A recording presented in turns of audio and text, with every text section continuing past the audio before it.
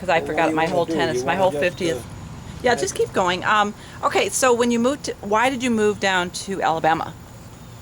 I told you because my father died and I wanted to be with my mother Okay, so you helped. Okay. and help her. And then Aw. we were in, I was telling you that we were in Montgomery there for 3 years, you know, Mhm. and my brother-in-law and sister, they had the mobile home and they were gonna, his mother reside in it while they were gone to Formosa. And then she decided she didn't want to live in it. And they had a note on it, so I told them I'd take over the note. So it didn't cost me anything. I gave her a couple $100 for transferring it. And so we had the 40-foot house trailer, and I had a 39 Chevrolet.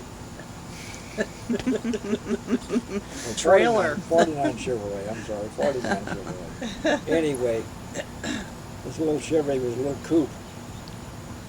And I hooked that 40-foot house trailer behind there, and here we go to Orlando. And how did you decide to go to Orlando? I just decided I want to go somewhere where there's a lot of lakes and water. Really, How fun. looking at the map, and I decided I want to go to Orlando. So we went to Orlando. We came to Orlando, and we parked it in the place, you know, where you got overnight parking or whatever. And I went over to the Packard dealer and stood around for a few minutes and talked to the guy, and I had a job. He said, "Can you go to work in the morning?" I said, "Oh, I got to get the trailer set up, you know." And so I would go to work the following day after that. So we had to go in and look for trailer park to put the trailer in. And we found a nice park, or, you know, with an adequate park.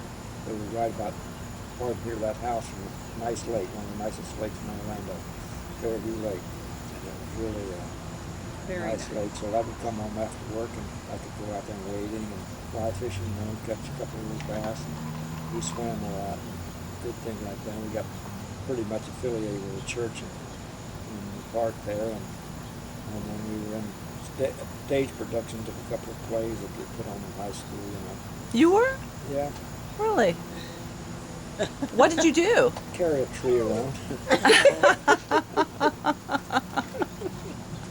And the Atchison's, Topeka, and Santa Fe. Here she comes. That was the thing, song of the whole thing. And you remember that. Oh, yeah. That's so funny. And then, okay, so I guess, could you tell us about your war stories and what you did exactly when you started?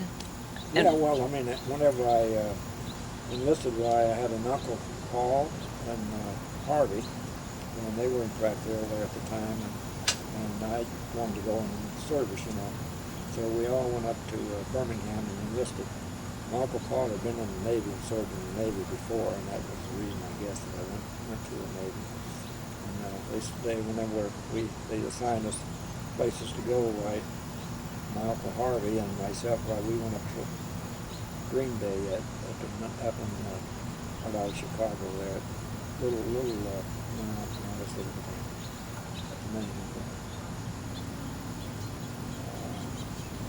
Anyway, it was a basic naval facility right out of Chicago. Great Lakes. I don't know what the name of that place was. They'll come to you. And then I was sent to Great Lakes there for the indoctrination there in the boot training, and got all my inoculations and stuff like that, you know. And then they shipped me down to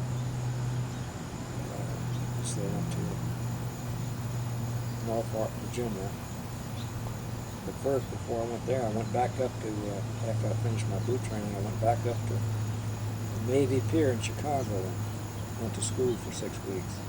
And then after that was over, then I went to Cleveland for 6 weeks. And then after that was over, that's when I was shipped down to Norfolk, to the naval facility down there, and put on small boats. The boats that we had were 50 feet long, metal, steel, you know, and they had room for one tank on them. They were called LCTs, landing craft tank. And we stayed there for a few weeks, and then they shipped me overseas. So and that trip overseas was really fulfilling in certain ways because I'd never been on the ocean and never been out of Alabama, you know, before I went to the schools. And we were on this ship. It was 300 feet long, and it was shaped like a bathtub. It was round on the bottom like that. And it would go down into the waves like fish, you know, and you could see the boat would be that much buckle in the center, you know what I mean? It was so tinny. It was really light metal, you know. Wow. But that was the amphibious force, you know, for you that they had. Anyway, we went by Bermuda, and I'd never seen Bermuda before, you know. I mean, all the houses were pastel.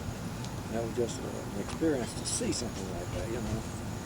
And then when you come in from the ocean, the ocean was deep blue, you know. You've all been on cruises and you know how blue the ocean is. And when you come into Bermuda, you come in, and as you come in, gradually the formation on the seafloor is different.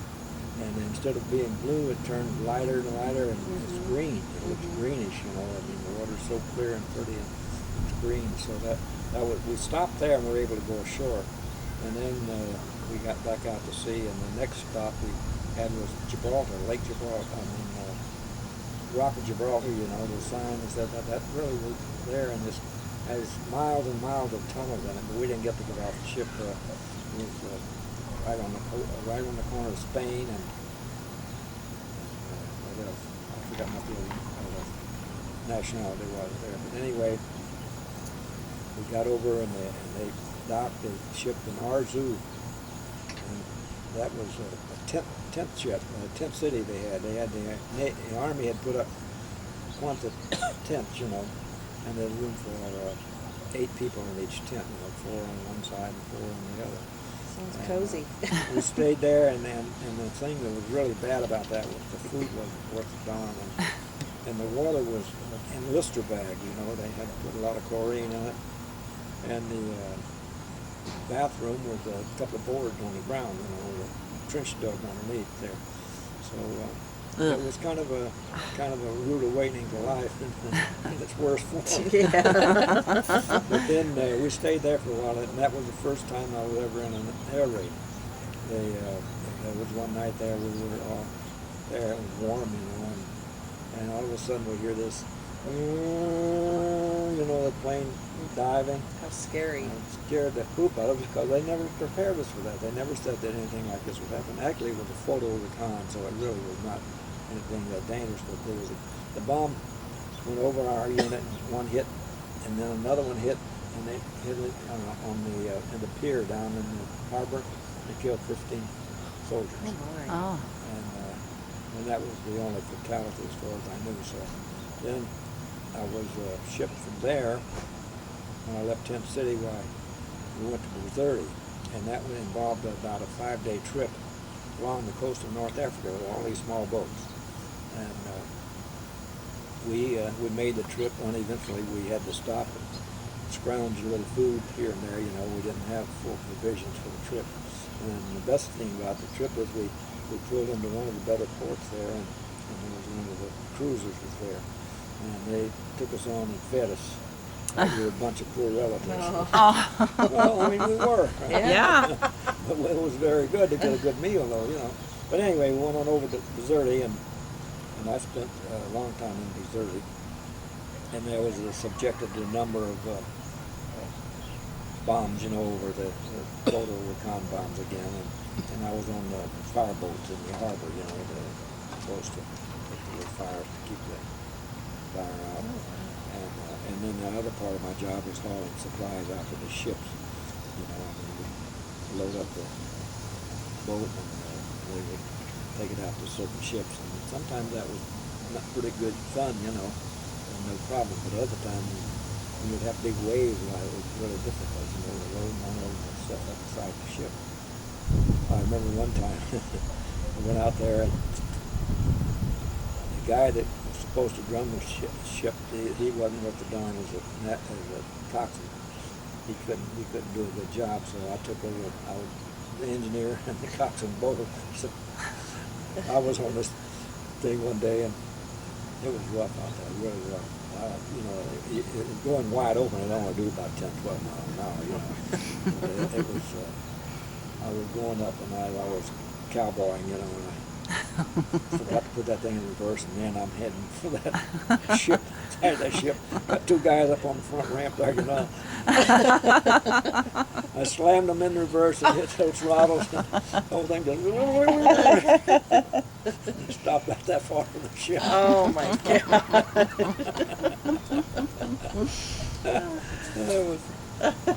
But then anyway, I left Bizerti and I went over to Italy. Stopped at Palermo on the way and visited Palermo. And then after I got to Italy, why they put me in Naples. I was stationed in Naples in a big building right next to a school. It was a good duty, and the people were very friendly. And the job there was to haul out supplies to the ships that came into the harbor. And it was parked by an old castle there that was standing there for hundreds of years, you know. And it was right next to the pier where the boats left for Isle of Capri. Right there, you know. They ran those boats between there and the Isle of Capri. So I really enjoyed that. And then whenever I left Italy, why then I went to Seattle, Washington. Not Seattle, Boston. I went to Boston. I went to Seattle later. But I went to Boston, and from there I went home on leave, and I came back up to Philadelphia. I stayed there for a little while, not too awfully long, and then they shipped me all the way across the United States to San Diego. And I went to radar school in San Diego, and then after that, then they shipped me up to a little place there just south of San Francisco, and stayed there until they shipped me overseas, and I went to the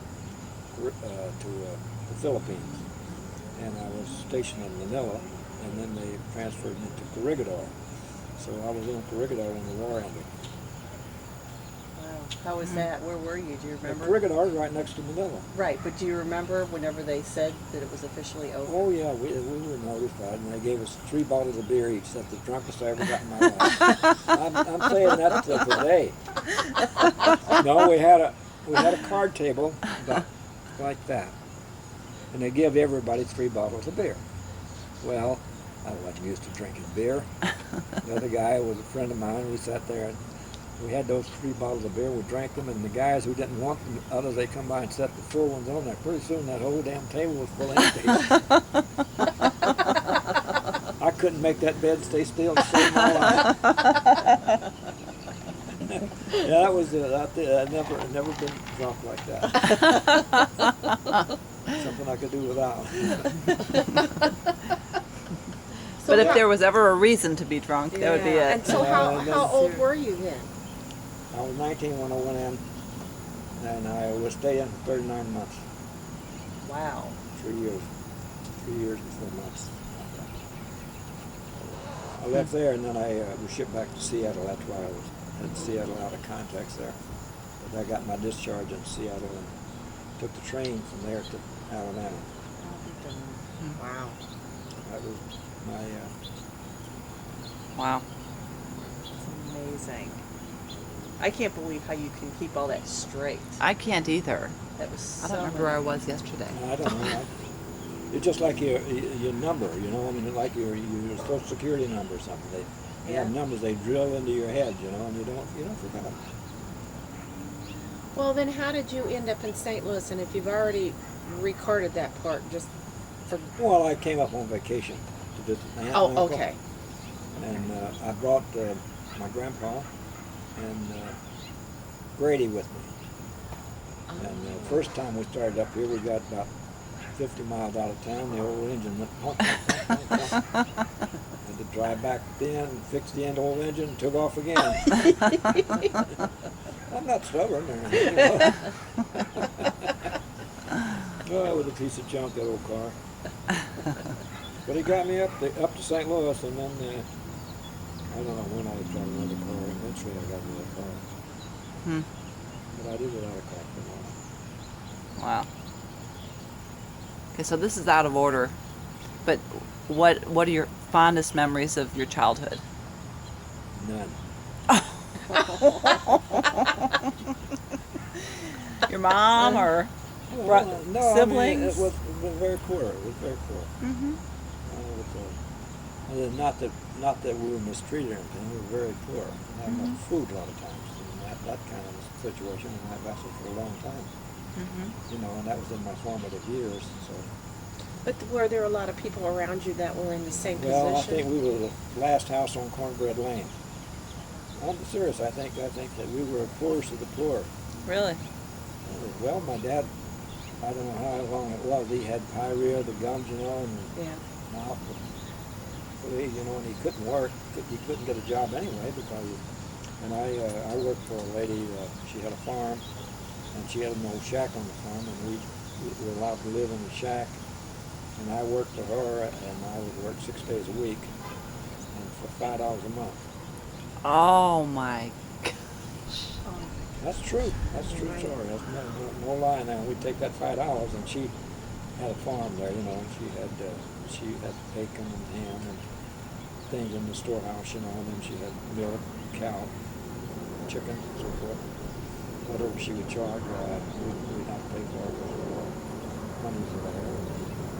But it wasn't a very nice childhood. As far as I remember, I don't remember any good things happening.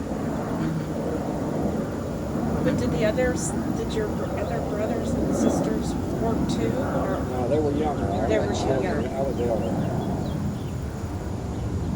There was no work to be had in that part of the country Yeah. in those years. Yeah. You know, and they had prior to the war, Yeah. they had the biggest employer was a cotton mill. And my mother used to work in the cotton mill 6 days a week for $5. And then she had a couple of brothers that lived at home because they didn't have any place to live, you know, no job. And that money was all the money that we had to buy food with. I can remember that a couple of times they got a bag of flour somewhere, you know, and she took gave me a bag of flour. It was tough. I can remember, you know, we not having anything in our house, but my mother had some flour and lard. And she would take that flour and lard and make brown gravy out of it and cook biscuits. So we had biscuits and water gravy. Was that because it was during the Depression, or it was Well, just we that could- part of the country that was like That was that? during the Depression and the part of the country too. Yeah. I mean, both. We had two things going there. Well, the country there now is in nice shape. Yeah. The little town grown, it's a very nice little town. But I wouldn't want to live there anymore. The fact of the matter is, I'd kind of like to spend a little more time in Florida. Really, I would. Then that's what you should do. No, I would bet she would. She's relented enough to stay for 4 months, and that's pretty good. You don't realize what a stubborn woman that is. I think we all know because Yeah. we are our mother's daughter. She is one stubborn lady. Okay, here's another question. What's your fondest memory of playing golf? Oh, I don't know. I guess maybe that trip out to West Coast there with John. Pebble Beach? Yeah, that may Really? be as well as any. Yeah, I've had so many good occasions I can't think. But I mean, actually, the nicest trip was that one.